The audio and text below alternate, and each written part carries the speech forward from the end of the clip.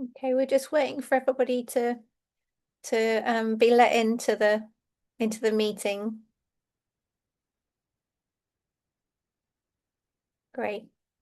Okay, hello everybody. My name's Sophie Bolt. I'm the General Secretary of CND. I'd like to really welcome you all to this very, very critical webinar. Nuclear weapons, war and racism, why we must unite against the far right. I'm sure we all know that we are living in incredibly dangerous times. Trump's war drive is just massively accelerating. We're now, amongst, his latest illegal military attacks on Iran, which risk engulfing the whole of the Middle East in an absolutely devastating war. We still have the ongoing genocide of the Palestinian people, growing threats of nuclear war, particularly around the flashpoint of Ukraine.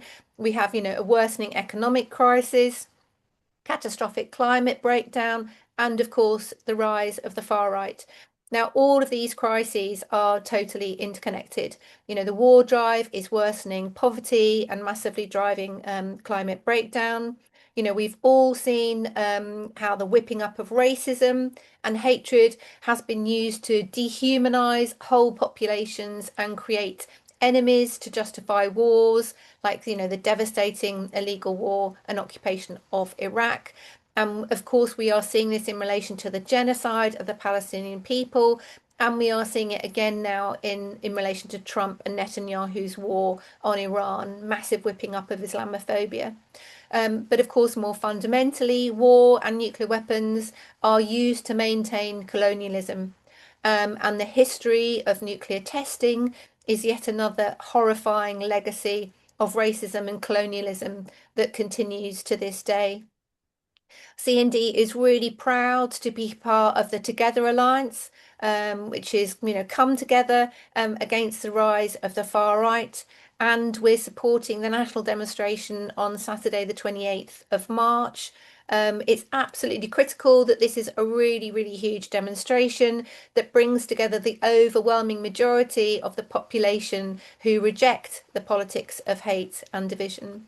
So to help build for this protest, we wanted to look at the links between nuclear weapons, war and racism, and why we must unite against the far right. So I'm really, really delighted and excited to introduce an absolutely fantastic panel of speakers. So our first speaker is the amazing Belle Ribeiro Addy, MP, from her time as a student, as a Black Students Officer of the National Union of Students, to using her maiden speech as an MP when she came into Parliament in 2019 to address the historic injustices of the British Empire. Belle is an absolutely unstinting, powerful campaigner against racism, war and nuclear weapons. We're just really proud that she's Vice President of CND's parliamentary group, and it's just really fantastic to have her with us here today. So over to you, Belle. Thank you. Just checking you can hear me okay. Yep, we can hear you Ah, loud and clear. fantastic. Thank you so much for inviting me to speak today. Now, for years, the idea that might is right has really operated as a quiet creed of US imperialism, and it seems that's proving to be the theme of 2026. I'm thinking of the US's assault on Venezuela and the abduction of its president and the continued brazen breach of international law. And I think we're all near certain that the US-Israeli attack on Iran is also a breach of international law. These attacks form part of a broader and increasingly visible pattern that erodes multilateralism and sidelines diplomacy. They've been further confirmed by Trump's so-called peace board, which consists of a collection of war criminals, autocrats, and serial human rights abusers, people who would be more welcome in the war rooms of the Death Star, not foraging peace in this sham project. This is not subtle. It's an overt bid to weaken international norms, to sidestep multilateral diplomacy, and to marginalize the UN. We're witnessing a profound geopolitical realignment from within, and the final destination is really difficult to discern.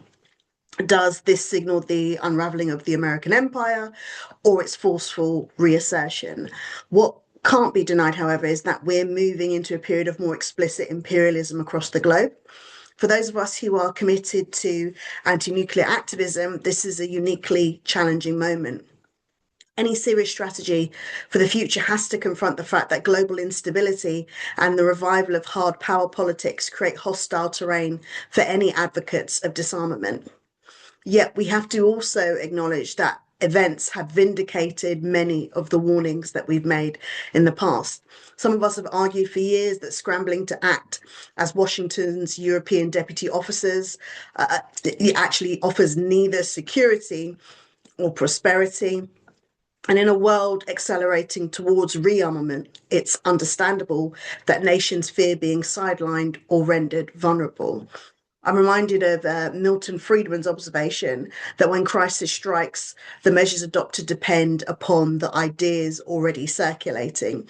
And what we're seeing is the raw competitive logic at the heart of neoliberal capitalism: destroy or be destroyed. It is the logic of permanent emergency, demanding compliance and discouraging scrutiny. To relinquish our weapons, we are told, would amount to self-destruction. Now, there's a real risk that if we internalize this thinking, that we become numb and accept the premise of endless emergency. But the facts tell a different story. Politicians here at home frequently describe Trident as both an independent and a deterrent.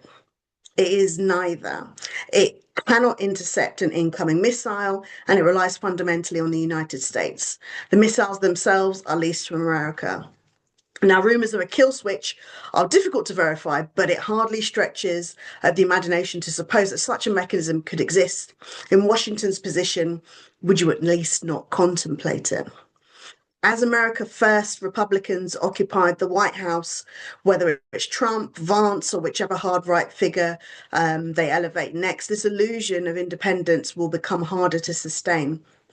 Now, consider the reaction on right-wing Twitter when Trump floated the idea of annexing Greenland.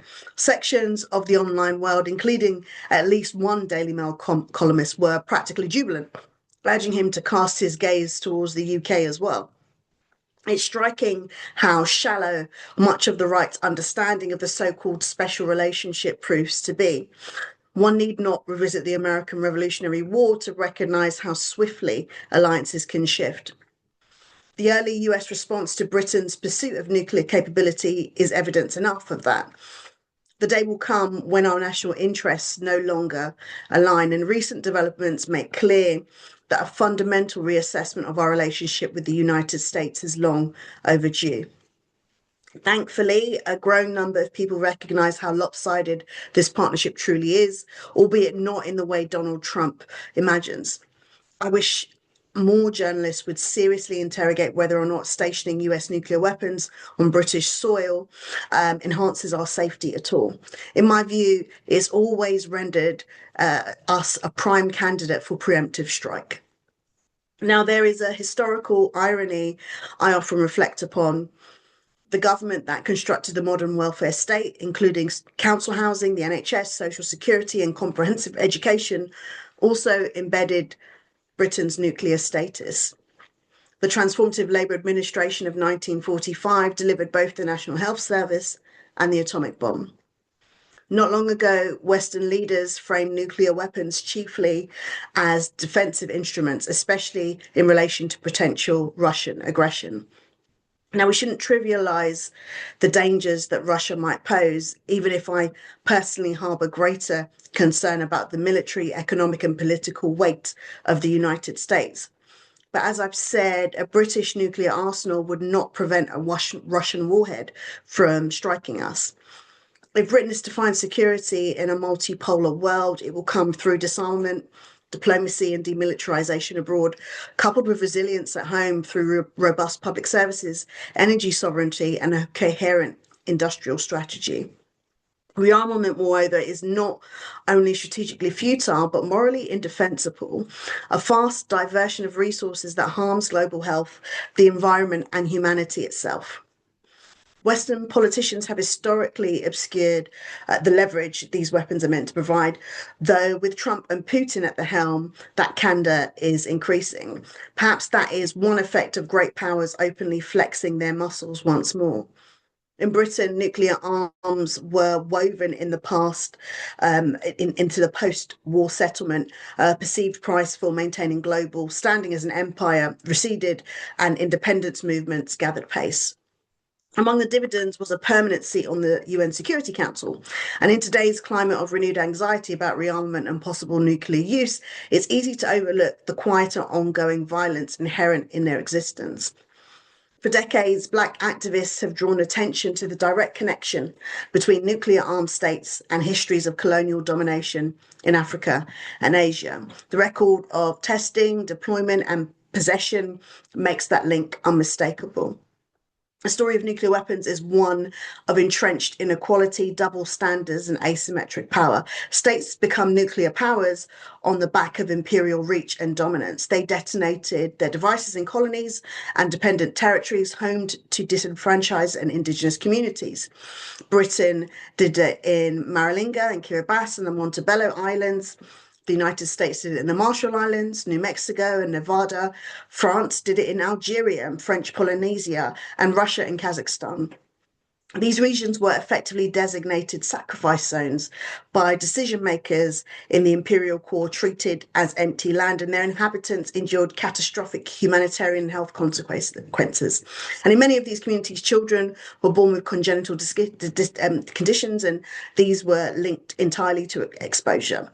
The uranium that fueled weapons was often mined in colonized territories where indigenous workers bore the brunt of contamination.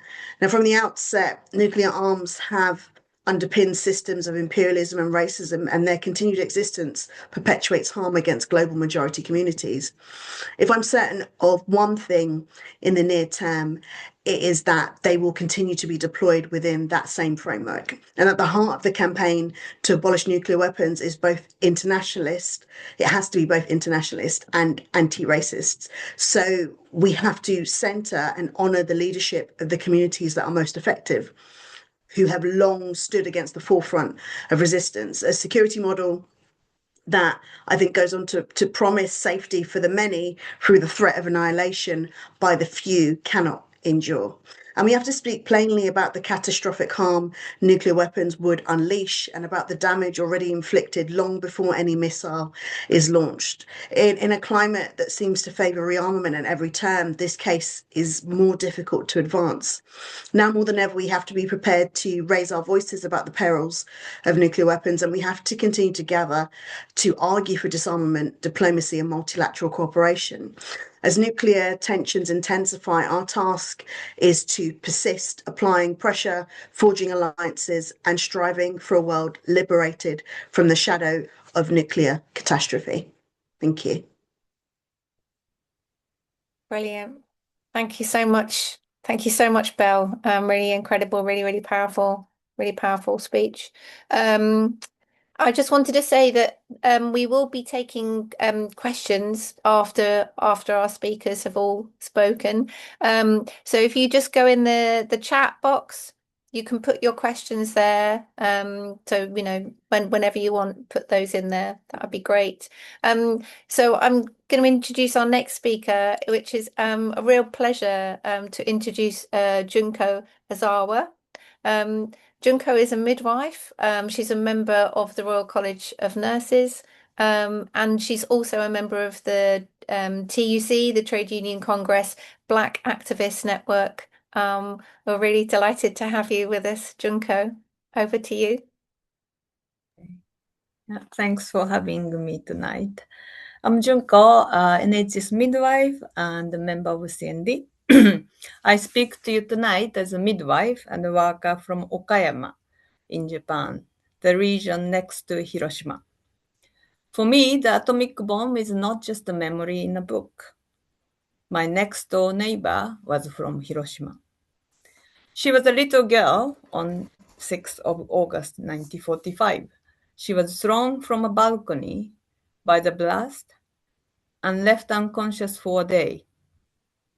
When she woke, she saw a line of people so burnt they didn't look like a human anymore.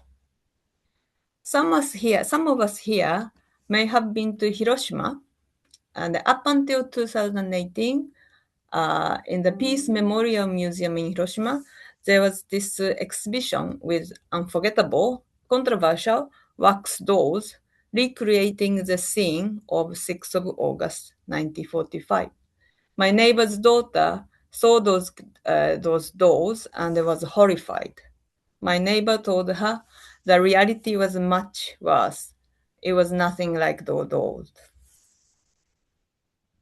The horror did not end with the explosion. For years, survivors, so-called hibakusha, were denied medical treatment. Instead of health services, they were studied like laboratory specimens by the Atomic Bomb Casualty Commission to gather data for the next war. This created a huge stigma.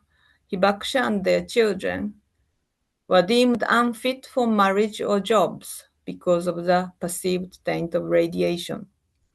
Some did not talk about their experience because it was too painful to remember, and also they were feared discrimination. The bombing of Hiroshima and Nagasaki were not just the end of the conflict, but it was called clinical experiment. Over 240,000 people, mainly civilians, were killed because the Western elite in the US saw Eastern Asian lives as having less value. This was structural racism turned into a laboratory of fire. We saw same brutality in nuclear tests against indigenous people in the Pacific and Australia by the US, the UK, and France. We saw that same devaluing of life today in Iran. Imperial Japan also, mimicking Western greed, invaded its neighbor and used the racial hierarchy to justify exploitation, horrific sexual violence, and slaughter. As a midwife, I believe humane birth is the beginning of peace in society. We midwives fight for bodily autonomy, the fundamental human right to control our own bodies. War is the ultimate violation of this right.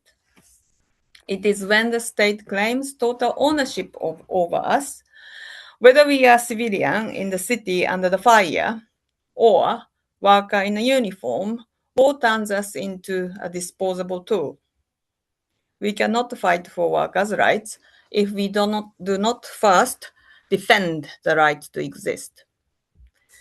In the NHS, I see the cost of this war drive every day. Our healthcare is being destroyed by the refusal to invest.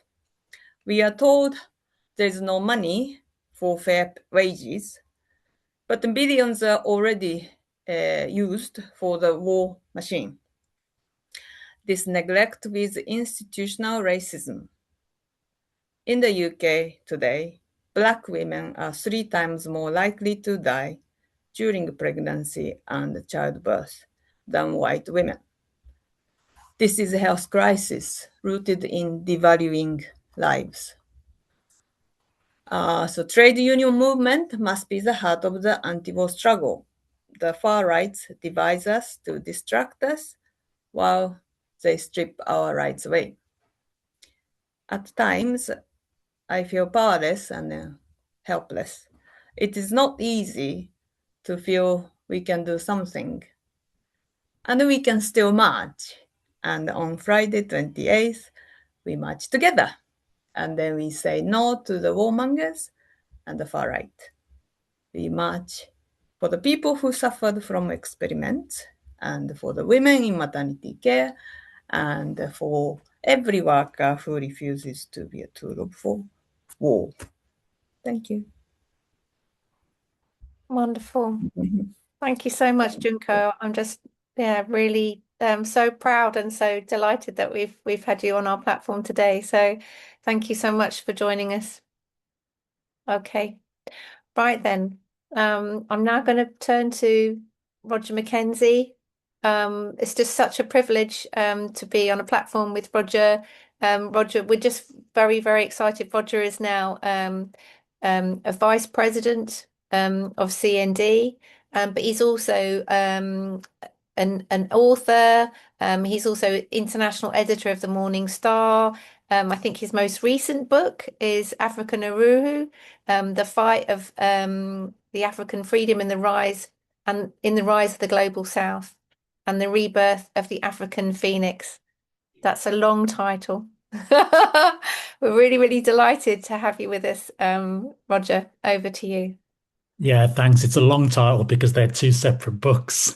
Oh no. Oh, okay. Well, I'm very sorry. So the latest one, might as well do the advert now. The latest one is the rise of the African, rebirth of the African Phoenix, Okay.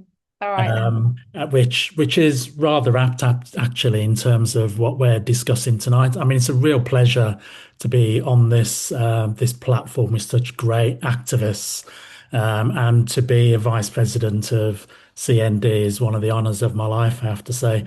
Um, what I want to start with is a bit of a historical context, a little bit, because for me, it's important to understand where racism comes from to us to be able to understand why it operates in the way that it does today.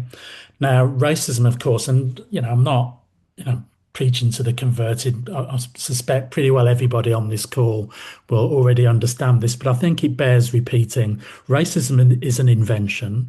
It was invented as an excuse to justify the inhumane treatment of enslaved Africans in the main. That's essentially where it came from. That's the roots of racism. And I think when we understand that, you can start to see it helps us to understand that that has never really gone away. You can't just turn off a switch overnight and then all of a sudden people's, that whole kind of creation just kind of goes away. It doesn't work like that. What happens is that is still at the root of why some people today are treated as less than other people. And Bell and Junko have both talked about this really as well already, is that there's this basic feeling that still exists that some of us are less than other people. And that gives them the justification for being able to say to people in places like the Congo that your job as a young child is not to go to school, but your job is to go and dig with your hands to create, to go and get the cobalts and to get all the other things that are necessary for the military-industrial complex to survive. Your job is to go and risk your life because you're not worth going to school. You're not worth anything to us other than you are there to extract the things that we need in the global north. And that's the truth of it. And those of us that sit in the belly of the beast in the global north kind of understand this as well, because we hear things all the time from the likes of Starmer, who says things like, Pete, there are too many people in this country who feel like strangers in their own land and stuff, and I remember stuff like this because I can hear you all thinking, Roger, you don't look this old, but I am old enough to remember what it was like when Enoch Powell gave his Rivers of Blood speech. I started school literally weeks after that speech. And I know what it was like trying to get to school every day where you had to run the gauntlet of racists every day. Me and my brother, 5 and 6 year old, trying to get to school every day and then running the gauntlet in school where we were getting no protection from teachers at the time at all. And then trying to get home again. And then when we get home, having our house daubed with racist slogans, with swastikas all over the place, and having people wave these Union Jacks and flags of St. George's in our face all the time. Things that don't go away. These things have not gone away. These are the things that we are experiencing today. And so when we understand that context, that racism is key to the survival of capitalism, frankly. When we understand that, then we've got a clear understanding about why it is that US Secretary of State Rubio can go to the Munich conference and start and basically give the green light for a new era of colonialism to take place. Now, this is no accident. It's not just a little thing where, well, let's just relive the days of old. This is for a purpose, and the purpose is so that they can continue to extract the materials that they need to be able to continue their perceived dominance of the global south. It also is a means of them being able to strangle at birth any notion that the global south can fight back, and the people in places like the Sahel nations who want to grab back their own sovereignty, and right the way across Africa, right the way across Asia, who want to safeguard their sovereignty. It's saying to them, you have no right to do that. You're only here to do our bidding. And that's what makes it important that we all march on the 28th of March. And I just want to say this about that march, is that I think that we can look beyond. I think it's important, obviously, that we're against the far right and the division that they are causing within society. I think that's absolutely right. And it's absolutely right that we make the case for money that is going on the military industrial complex, being spent on nuclear weapons, should be spent on public services, should be spent on making sure that people are not struggling to survive every day. But it should also, that march should also be about something else. It should be a celebration. It should be a celebration of all these things that bind us together, all of the things that bring us together as working class people in solidarity with each other, and rejecting, yes, the notion that there are divisions between us that are caused, frankly, by people with their greed and making loads of money off our backs as working class people. So I want to say this in conclusion, Sophie, that for me, CND and all CND members have a critical role to play in standing up for all of those things that bind us together as people. Because yes, we want to make sure that the money isn't spent on nuclear weapons, but we also want to make sure that it's about people and not profits, and it's about people, and it's about making sure that all of these people that are making loads of money at our expense, whether it's in this country or the exploitation that they wreak on people across the globe, is stopped once and for all. So let's march on the 28th of March, let's celebrate each other, and let's stand up for a non-nuclear world, and let's stand up against racism. Thanks very much for listening. Good luck, and I'll see you on the 28th of March. Brilliant. Thank you so much, Roger. As always, really inspiring and really empowering to hear you speak. So yeah, absolutely right. All out for the demo on the 28th. Okay.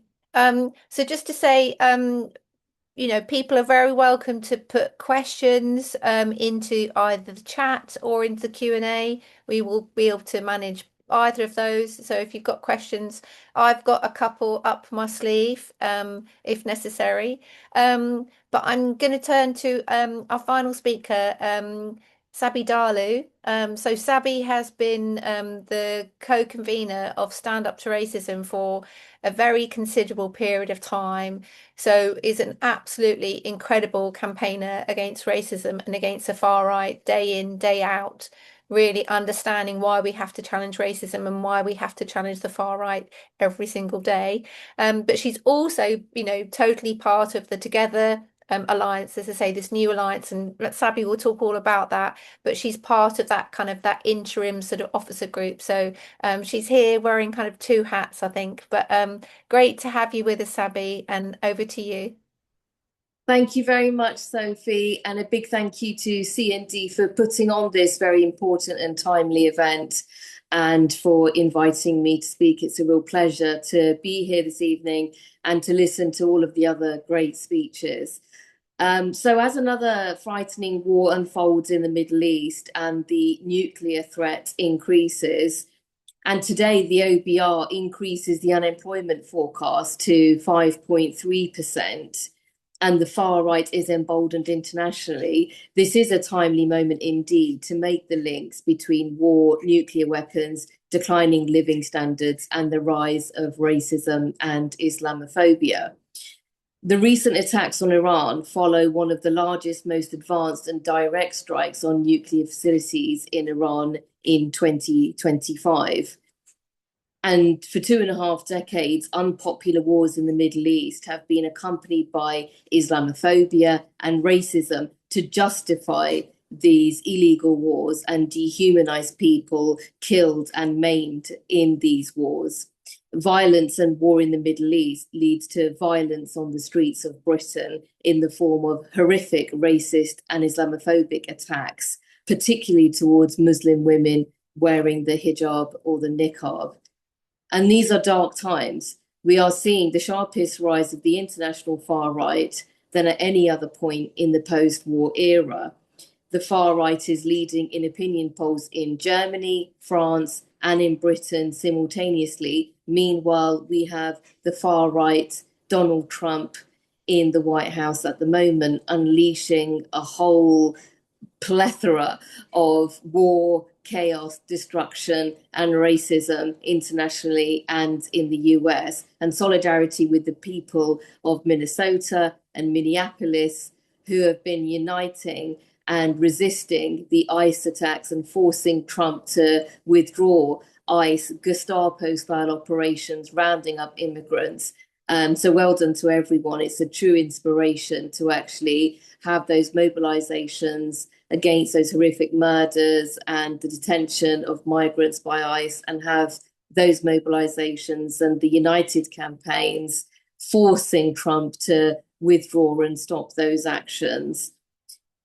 And in Britain, it's important for us to remember that what's happening in the US could actually happen here if we don't mobilize and organize against the far right, because for the first time in history, we've got a party to the right of the Conservative Party in the form of Reform UK leading in opinion polls and looking like it could be the largest party in Parliament at the next general election, with some polls even indicating that it could win an overall majority at the next general election. So these are unprecedented and frightening times. And this has obviously been coupled with the biggest fascist demonstration in British history in the form of the Unite the Kingdom demonstration led by Tommy Robinson back in September. So today's ongoing wars and the rise of the far right should serve to remind us that fascism's rise to power in the 1930s led to the greatest loss of life, destruction, and devastation that humanity's ever seen in the Second World War. And this eventually culminated in nuclear bombs being dropped on Hiroshima and Nagasaki. And C&D's work in commemorating these catastrophic events, their impact on the Hibakushas, and the importance of learning from history is vital. All of us have a duty to ensure that all of these horrors are never again repeated. Last year, the Labour government announced £30 billion of spending on nuclear expansion. Meanwhile, investment in the economy, funding for the elderly and disabled people was cut. So Labour is sticking to Tory austerity and committing to continuing the cost of living crisis. Real wages have actually declined for almost 2 decades since the 2008 financial crisis. And this is a critical difference between the current situation and the growth of the far right and the growth in support of the National Front in the 1970s. So from 1970 onwards, up until 2007, real wages were actually increasing. So people were actually becoming, increasingly better off during that period. But in the period since the 2008 financial crisis and the period of austerity, real wages have actually, in reality, been declining. So people are becoming a lot worse off. So what this meant was that the bailout to the bankers back in 2008 represented a massive transfer of wealth from the 99% to the 1%, The bankers got the money, but it's the people that paid for this crisis and continue to pay for this today. And this is the fundamental backdrop of the growth in the far right and the rise in fascist street movements and the electoral rise of the far right. This is the fundamental driver of this and the rise in racism that we're seeing today. And this is a political choice. And that's why racism, particularly attacks on refugees and migrants, is being used to scapegoat, divide, and distract. And this economic catastrophe and toxic, hateful, racist campaign have led to the unprecedented rise of the far right in Britain, with the rise of Reform UK and the biggest fascist demonstration in British history. It was the Tommy Robinson-led demonstration back in September was organised under the slogan "Unite the Kingdom," but I think "Divide the Kingdom" would have been a more accurate slogan. And remember, billionaire Elon Musk, who infamously gave a Nazi salute at Trump's inauguration, bankrolled this demonstration, continues to bankroll fascist movements in Britain and internationally. And in his address to that demonstration, effectively agitated for a fascist coup by saying to attendees of that demonstration that if they were not violent, violence would come to them, and calling for the dissolution of Parliament. So I think we've really got to be clear about the scale of the risk that the rise of this fascist street movement poses today, because if that movement is allowed to grow without a strong enough and united response against it, if they continue to double or quadruple their numbers, then I think we could be seeing the sort of things that Elon Musk was encouraging the people in the demonstration to carry out. So this is hugely important, particularly in light of the fact that the next Tommy Robinson Unite the Kingdom demonstration is being called on the same day as the planned Nakba demonstration called by the Palestine Coalition on May the 16th. So these are very worrying times, and that's why it's important for us to make the links between the Gaza genocide, the Palestine movement, wars in the Middle East that we're seeing enraging and unfolding today, the threat of nuclear weapons and the rise of the far right and racism, and the fundamental fall in living standards, which is a political choice and is a real driver behind this rise in the far right. And also, I think I'm sure many people here remember Elon Musk's nuclear expansion ambitions. He's so ambitious, they even extend to calls for nuking Mars, which he said a couple of times in the last decade or so. So anyway, this is a real threat to all of us. The far right poses an existential threat to all progressive movements, all good people, whether you're trade unionists, whether you're socialists, whether you're liberals, whether you're black, white, Muslim, Jewish, Christian, Hindu, Jew, lesbian, gay, bisexual, transsexual, disabled. All of us face the threat of the far right. It's an existential threat to all of us. It stands for death, destruction, the mass murder of millions of people. So we've got to learn the lessons of history and unite, mobilize, and challenge the racism that is feeding the far right. So we've got to build the fight back against this. And the best response to the biggest fascist demonstration in British history must be the biggest anti-fascist demonstration in British history. And I'm very pleased that CND is part of the movement to turn the tide against the far right and is supporting the Together Against the Far Right demonstration on the 28th of March. This is a really important campaign.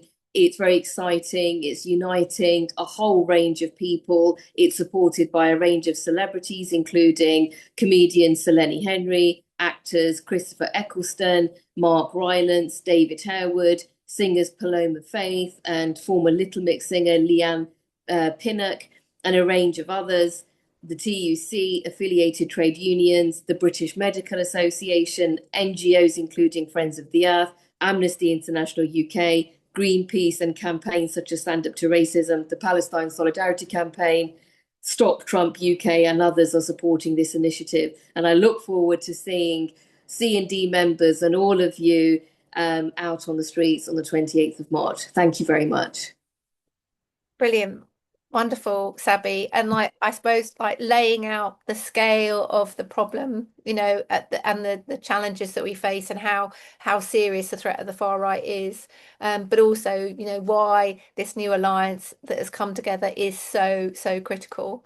So thank you to all of our speakers, like really, really very, very powerful, very sort of serious and sort of wide-ranging speeches, taking up, a wide sort of, array of issues that show the kind of the interconnectedness of war, nuclear weapons, and the rise of the far right. We've got some questions that have come in, so I'm going to take three questions.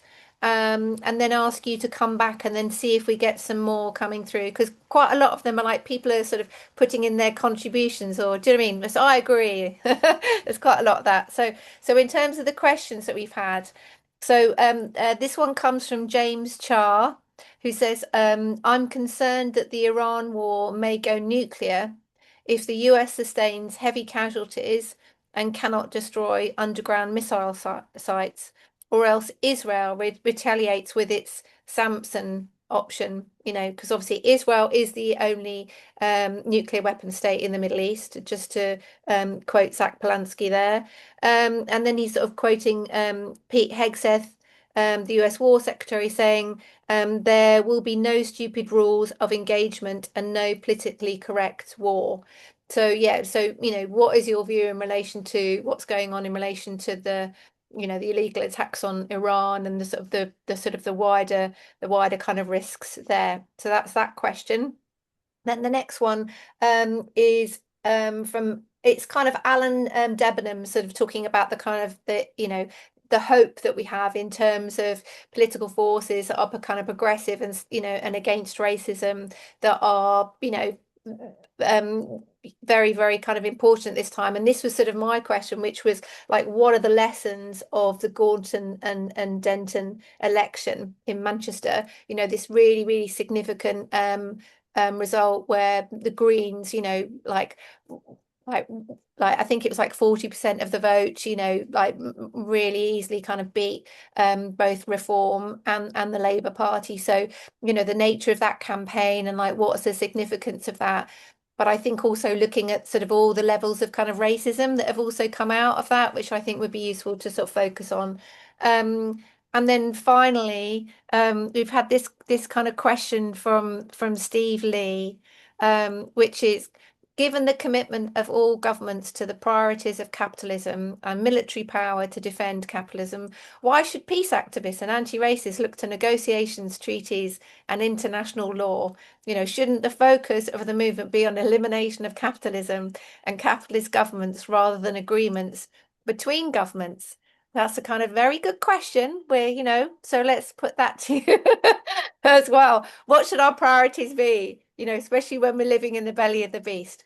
So those sort of three questions, you don't have to answer all of them. You can just sort of take the questions that you feel most kind of comfortable answering, if that's okay. And then we'll see if we've got some more questions coming in. So I'm just going to check if Belle is still able to join us. Are you still able to be part of the Q&A, Belle? Maybe not. Okay, all right then. So I'm going to go first then to Roger, if that's okay. Yep. Yeah, sure. Couple of points. First of all, there's a point that was made about Israel being the only nuclear power in the region. There's plenty of rumours to suggest that's not the case. Where there's evidence that's started to emerge, really, that's talking about Saudi Arabia maybe has nuclear weapons as well, and they use their economic power to help fund Pakistan's nuclear arsenal as well. But I think we've got every right to be really concerned about where the conflict with Iran could end up, because I mean, Trump is so unstable and Netanyahu is so unstable that they could really decide that particularly if they start to take heavy casualties, which really could happen, that the only option for them is to use a nuclear weapon. And we've heard for years now this kind of crazy view that you could have tactical nuclear weapons kind of aimed at particular targets and so on. Utter nonsense. But this could easily escalate, and I think we have every right to be concerned about this. I won't deal with all the questions, but I just want to deal with the kind of last kind of view really about the change in capitalist system that's required, because I absolutely do believe that we need to deal with what's in front of us now, for sure. We need to demonstrate, we need to organise, we need to mobilise people. And when we look at that mobilisation, we can see overwhelmingly people are on our side. People want welfare, they want people to be treated properly. Overwhelmingly, that's the case. But in the end, at the cornerstone of all of this is greed. It's the idea that they can extract from the poorest in society and the poorest in other nations, and use that to create their own wealth. Trump is essentially, and sorry if this offends anybody, but is essentially a greedy bastard. He's pilfered billions and billions of dollars away to this so-called board of peace, which is essentially a board of war, which just from the United States, which essentially is stuff that he can use as the person who is the chair of that board of peace for life. And we have to be really concerned about that. So the only thing that's going to make a real difference in the end, finally, because there'll be another Trump that will follow, maybe not as kind of nutty as him, but there'll be another one. And so we have to look at systemic change in the end, is my view. Thanks very much, Roger. Okay. Yeah, over to you, Junko. Oh, I wasn't prepared. Oh, sorry. I can come. It's all right. Should I take Sabby first? Is that all right? Okay. All right. Over to you, Sabby. Thank you, Sophie. So if it's okay, I'd like to focus on the second question about how can you mobilise progressive forces and the lessons of the Gorton and Denton by-election. So I think the lesson of that by-election is that Reform UK can be defeated. I don't think it's inevitable that we're, for the next 3 years, just going to descend into, the rise of the far right, and there's nothing you could do about it. I think it's important to be aware of the threat of that, but to organise to stop that from happening. And I think what that shows is where you're tactical with how you place your vote and where you organise and you mobilise the vote against Reform UK, you can defeat them. And I think it was correct for people to cast a vote for the Green Party to stop Reform UK, because there was no other way you were going to defeat Reform UK, because Labour obviously had a very bad result there. I won't go into the machinations of the Andy Burnham and him not being selected as a candidate. It's quite possible that they would have won if they'd selected him, but who knows? I think that was a good outcome, because I think the Green Party is actually putting forward a good policy platform on the critical issues facing us, which I think is cost of living, racism and fighting the far right. And they took a correct stance on the whole Palestine issue. And I think for that reason, they mobilised a coalition of voters that were progressive people who were concerned about the cost of living and want to be better off, people that are against racism, Muslim communities, other Black communities in the area. And I think that's what actually delivered the victory for them. And I think going forward, it means that we do have to, unite the anti-Reform UK vote, because you've got to remember, even in some of the worst polling, which shows the highest vote for Reform UK, you're looking at around 30% for Reform UK. So that means that 70% of people are against Reform UK. They would not vote for Reform UK. So the issue for us is, well, how do you mobilise that 70%?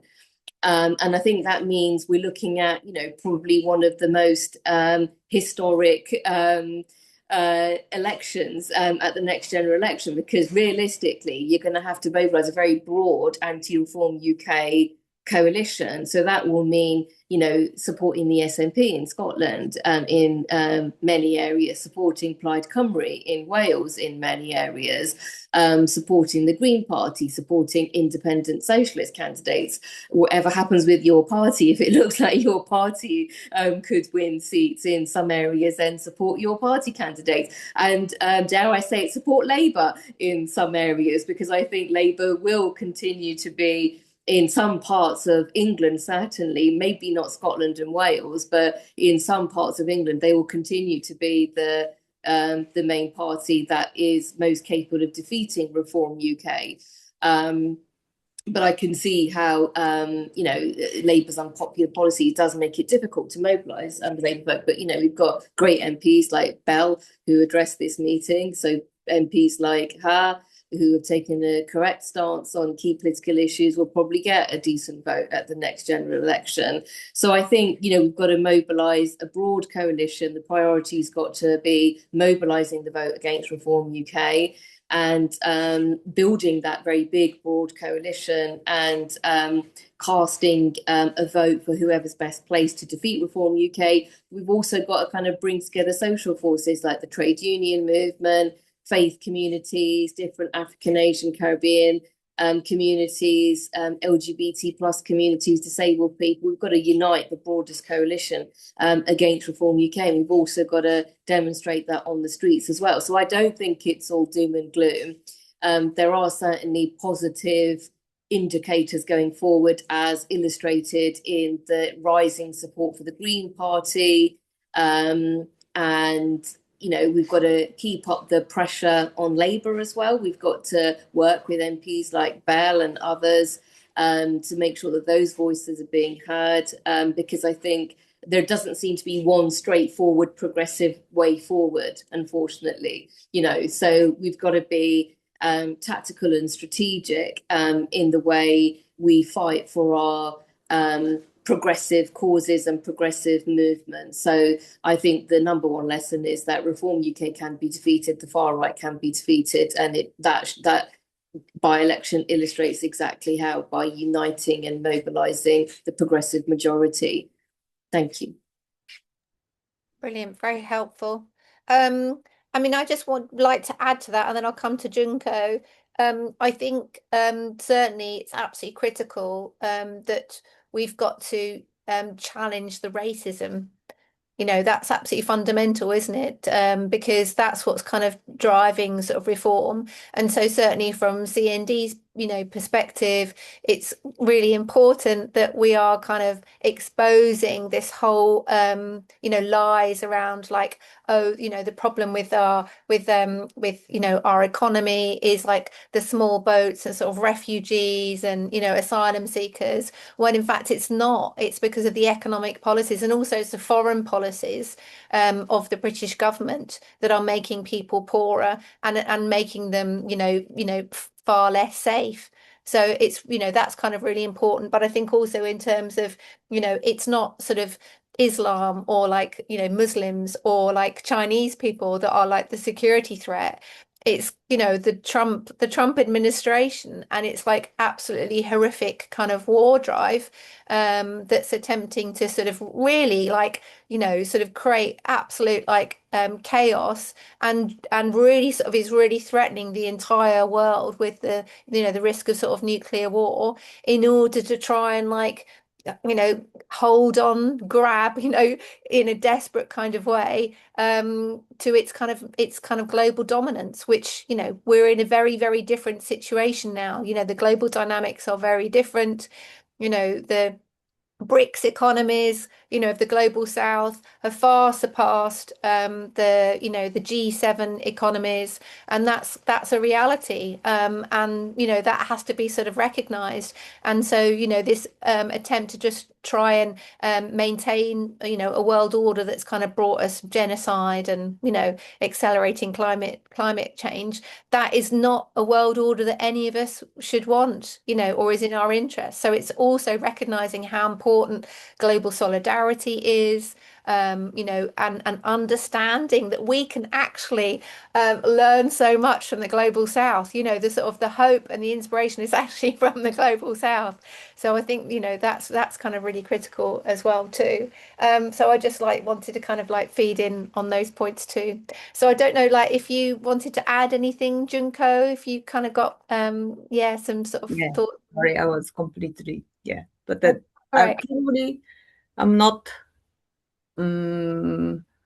able to answer the questions, but I was thinking what we could do as steps.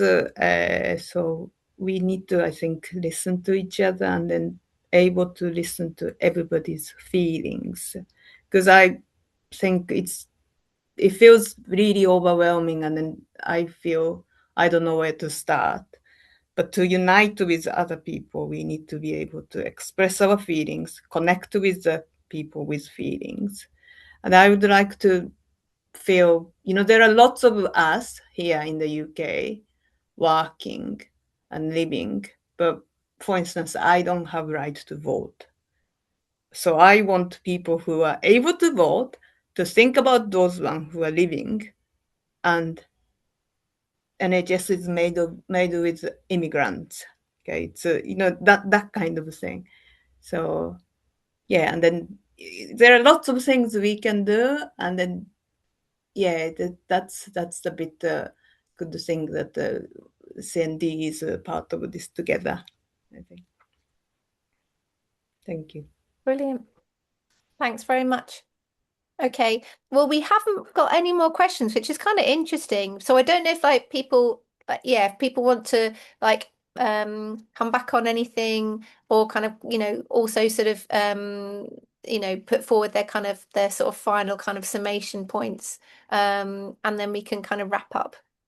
So I know that Roger's keen. Yeah, because I think Junko's made a really important point there, actually, and I don't want to kind of lose that. It's this point about people, the importance of voting. One of the things about the by-election last week was actually only 47%, I think it was, of the electorate voted. Now, I think clearly an important result, but there are loads of other people. So my crap maths tells me that's 53% of the people didn't vote, despite all the kind of publicity, despite all the issues that have been raised. People didn't come out and vote. Now, the reason I raise this here is because of the point that Junko just made, that yes, voting is important, but actually so is the kind of work that CND is known for, that Stand Up to Racism is kind of world famous for, as far as I'm concerned, which is mobilizing people and organizing, and not just looking at things in terms of elections, as important as they are. Please don't go away from this and say Roger Mackenzie doesn't think that voting is important. I do, right? Absolutely do. But I think mobilizing and organizing people is vitally important. And because those 53% of people in that by-election, and so many more across the country, feel disenfranchised from politics completely. And it's all going. But at the same time, we see hundreds of thousands of people coming out and supporting the Palestinians when we have the big marches every couple of weeks. So people are not apathetic at all.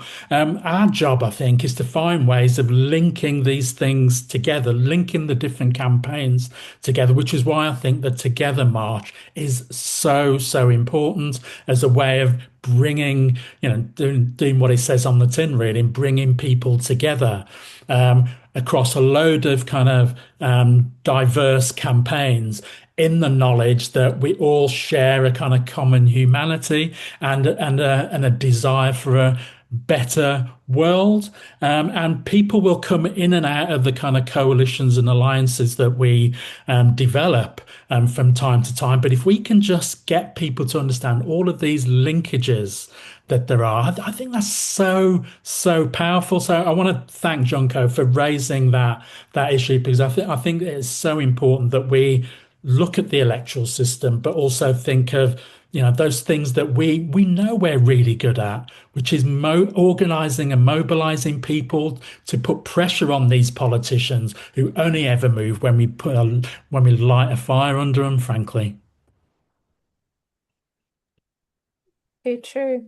Too true, Roger. Okay. So over to you, Sabi, if you've got kind of any sort of additional points or any kind of, your sort of summation, as it were. Yeah, well, firstly, I wanted to come back on your point, Sophie, because I thought you made a really good point about the Gorton and Denton by-election, because what the Greens did well is just really bust up the myth that somehow refugees and migrants are to blame for the cost of living crisis. And we're constantly told by Labour and right-wing forces within Labour who pander to and concede to the far right that that's the best electoral strategy. I mean, you've had at least 2 decades worth, if not more, electoral evidence to illustrate that the opposite is the case, that when Labour concedes to that sort of right-wing agenda on immigration and racism, that it actually reduces their vote. It demobilises their vote, because progressive Labour voters don't want to vote Labour. They just stay at home. They might not vote for a right-wing candidate. So I think the idea that conceding to the far right is popular and a effective electoral strategy was sort of busted wide open by the Greens, that totally challenged that, took that head on. And so I think that holds important lessons for Labour going forward. And then secondly, there was a point that I forgot to mention about the racism and Islamophobia that's been unleashed since the Greens' victory. Because there's so much hypocrisy and double standards when it comes to the Muslim community. On the one hand, they're accused of not integrating and sticking to their own communities. And then when they integrate fully and centrally in a by-election and participate in what's happening in their local community and area, work with a range of political forces and communities to mobilise a vote. I mean, that's a very good example of integrating into Britain and society. They're accused of, and then then they're told that that's a problem. That the fact that they're mobilising and getting involved in politics, that's also a problem. So they can't win. And then they're accused of, being uniquely backward in comparison to other communities and have negative views on LGBT rights. And they're frequently accused of, anti-Semitism. And then when they vote for a party that is led by a gay Jewish man, then somehow, people don't know what to say about them. Then that's also wrong as well. So there's just a lot of hypocrisy and double standards when it comes to the Muslim community, and that is Islamophobia. They rightly organise their communities in an election. They did a better job than the right-wing people that were coalescing around Reform UK, and they won as a result. And that's good. That's how democracy is supposed to work. So I think it's important to challenge the Islamophobia unleashed against Muslim communities, and to stand in solidarity with communities that are doing absolutely the right thing when it comes to elections in Britain and participating in politics. And then finally, just on the point about mobilising and organising against the far right, absolutely. It's not just about elections. As the Tommy Robinson demonstration shows, that was a violent demonstration.